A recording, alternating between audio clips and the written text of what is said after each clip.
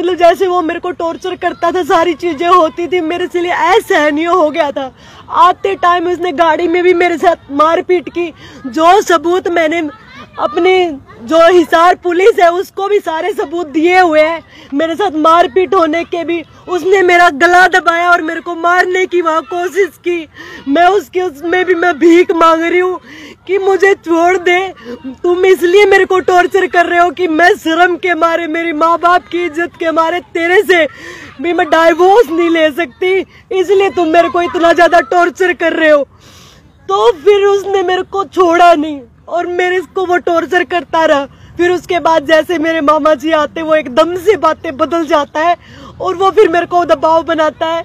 वो ऐसा इंसान है, बोलते बोलते एकदम से चेंज हो जाता है। इतना साइको आदमी है वो। मुझे पता है कि एक बार जब उसको रोने के लिए बोल दिया जाए, जब भी वो रो देगा, जब उसको उसे रोते रोते हंसने के लिए बोल दे, रो के हंसता रहता है। मेरे को मार मार के वो आदमी हंसता था। मुझे नहीं पता, मुझे नहीं लगता कि कोई नॉर्मल इंसान किसी को दर्द देके खुश होता होगा। मुझे नहीं लगता कोई, क्योंकि नॉर्मल इंसान किसी के दुख में दुखी होता है, सुखी नहीं होता है, हंसता नहीं है। वो मेरे को मार मार के हंसता था। 2015 से मैं दीपक हुड्डा को जानती हूँ।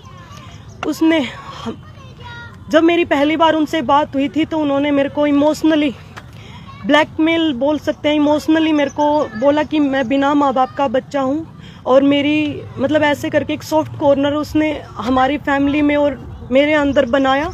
और मेरी बातचीत उनसे शुरू हुई 2015 में। मैंने जब उस इंसान से बात करना स्टार्ट किया, उस टाइम मैं आपको बता दूं कि आज वो संपत्ति हड़पने के मेरे ऊपर आरोप लगा रहा है।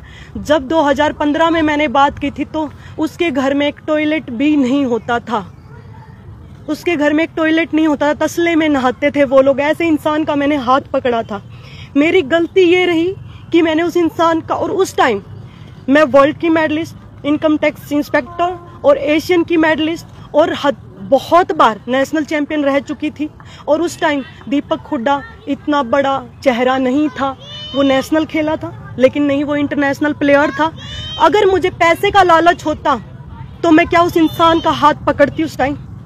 एक दौरा भी पूरा को नहीं उसका दौरा है। संपत्ति क्या की खागी मैं उसकी और मेरा परिवार। कोई पूछने वाला हो उस इंसान से करे। उसने डिमांड की थी उस टाइम मर्सिडीज गाड़ी की, 2.5 करोड़ की मर्सिडीज की। मैंने उसका पेपर में ना कि हमारा इतनी ज्यादा बातें ना आए मीडिया में, ये ना, मैंने बिल्कुल शॉर्ट में उसकी एप्लीकेशन दी थी ताकि बेइज्जती ना हो किसी की, उसकी भी। सिर्फ मेरे को इस आधार पर डाइवोर्स मिल जाए। उस टाइम भी मैं शर्म के मारे मैंने पूरी बातें नहीं बताई किसी को। जुल्मों के खिलाफ आवाज उठाना भी बंद कर दिया। मैं बैठकर कोने में मैं माता रानी का नाम लेती रहती ना, तब भी वो इंसान मुझे छोड़ता नहीं था। तब भी मुझे बुरे तरीके से मारता था। एक चाय पीती थी ना, उससे आवाज आ जाती। जब भी वो इंसान मुझे बुरे तरीके से मारता था, वो ऐसा इंसान मुझे नहीं लगता कि कोई नॉर्मल इंसान ऐसे किसी के साथ जाती कर सकता है। ये सब चीजें मैं बर्दाश्त करती रही, ये और मेरी बर्दाश्त की सब चीजें बाहर हो गई। इलेक्शन के बाद अभी 27 तारीख को भी और उससे पहले मारपीट मेरे साथ हुई, तो मैं सब चीजों से मैंने सुसाइड अटेम्प्ट किया और उसमें मैं बच गई।